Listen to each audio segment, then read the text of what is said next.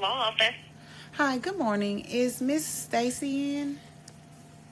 She is. May I ask who's calling? Quenisha Watkins. Okay, 1 second. Thank you.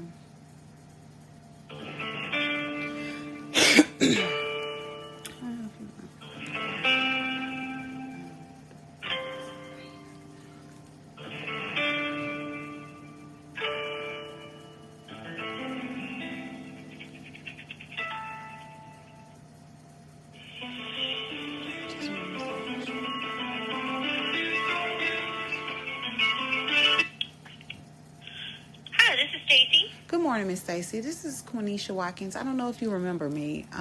Yes, ma'am. On Dorian? Yes, ma'am. Hi. How are you doing? I'm doing well. How are you? Can't complain. Won't do no good. But I hear you. I just wanted to call and confirm. Okay, I just spoke with. Well, last week my parole attorney pretty much told me that we were going to have to find a different way. And I wanted to confirm everything that she said. She said that, I guess the last time that she did speak with you, that it was told to her that Brandon and the DA at the time decided for that affirmative finding not to be there. And it being there meant that someone else changed it afterwards, the judge or something. I'm confused about that. I was wondering if you could explain that to me. I don't remember exactly, but from what I do remember is Brant said that the judge had the option to enhance the charge, and then it was kind of up to him to decide whether or not he wanted to, because it was an open plea in front of the judge, and so he ended up finding the previous charge and did enhance him, and that's why it's in the judgment and wasn't brought up during court. Okay, but so him and the DA, originally it was not supposed to be in there. Right, they agreed not to bring it up, but the judge, it's still up to the judge whether or not. So the judge can take into account, and they tell you at the beginning, like, this is an open plea, and I can take into account what either attorney says here today. I can choose to ignore it, or I can choose to use it in my judgment. And so they agreed either one of them were going to bring it up, and then decided that they were just going to proceed with the charges if there were no enhancement.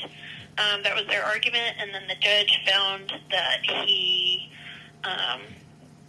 just saw the prior in there and just decided, no, he didn't agree because he didn't have to, but he decided to go ahead and enhance it with the previous charge.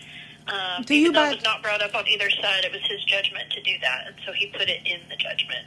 Okay. And do you by chance know what the prior was that he had? I don't know off the top of my head. I just think I had a copy of the judgment. I can look it up and see. I just asked because I know that the probation violation, which is what he was sentenced for, which is the charge that I'm speaking of, that Brant represented him with. That was the first charge. Now, he had a case afterwards, but he hadn't even been sentenced for that case, convicted for that case.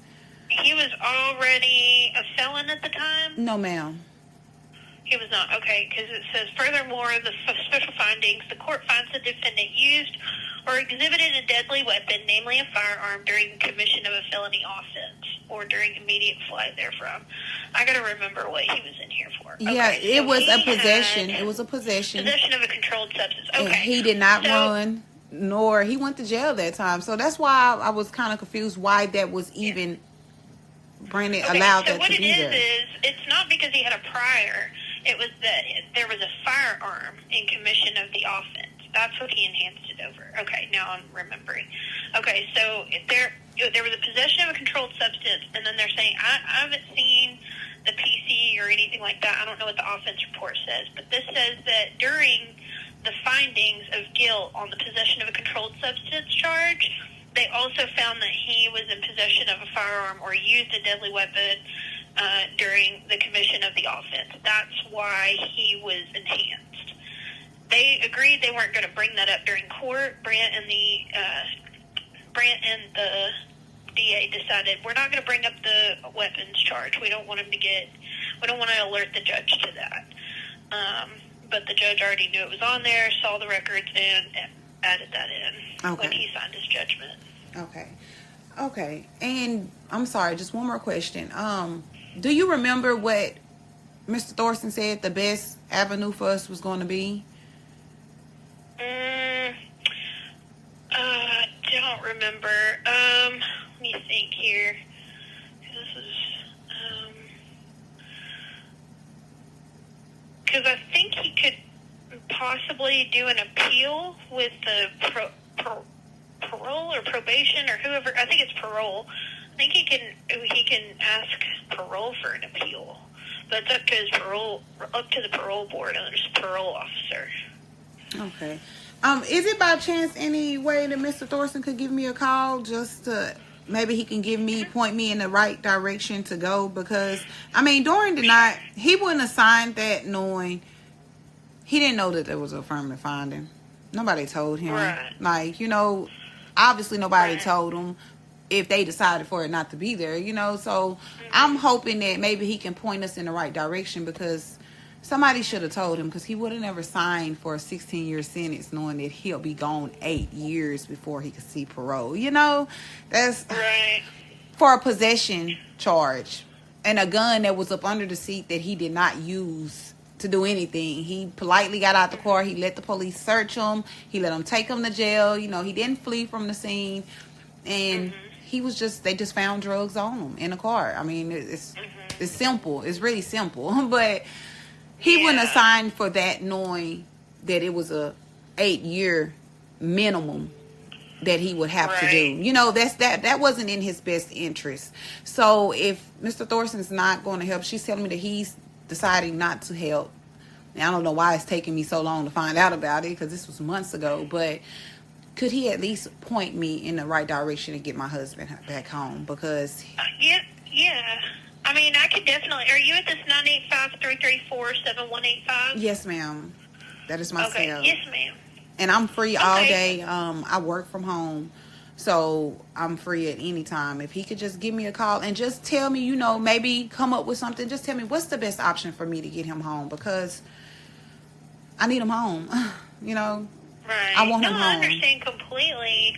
And I mean, I don't blame you. I mean, I could definitely, I feel like there was something he said you could file like an appeal, but is there any way for me to hire him to do it? Like, this is the time. What? Is there any way for me to hire Thorson to do this, to fix this? Let me ask him, what and him actually fix it this time. What it would take for him to represent him in this, and I'll definitely see. I mean, that's it, please. That's all I'm asking for is a chance. That's it. Yeah, I understand completely. And if I were you, I'd be doing the same thing. So, yes, ma'am. Yes, ma'am. I'm happy to ask him what your options are. Thank you, Miss Stacy. You're always so helpful, and I really appreciate you always giving me the time and even speaking with me, and not just, some people just throw their hands to the side. They don't care. But thank you for at least giving me the time. Well, you're so welcome. I mean, gosh, that's what I'm here for. If I can help, I will, definitely. Yes, ma'am. Thank you so much. I will talk to him for you, and I'll have him give you a call. Okay. Thank you, Miss Stacy. You're welcome. You take care. You too. Bye-bye. Thanks. Bye-bye. Today is Monday, February 19th, and we just ended this call at 9:51 a.m. 2024.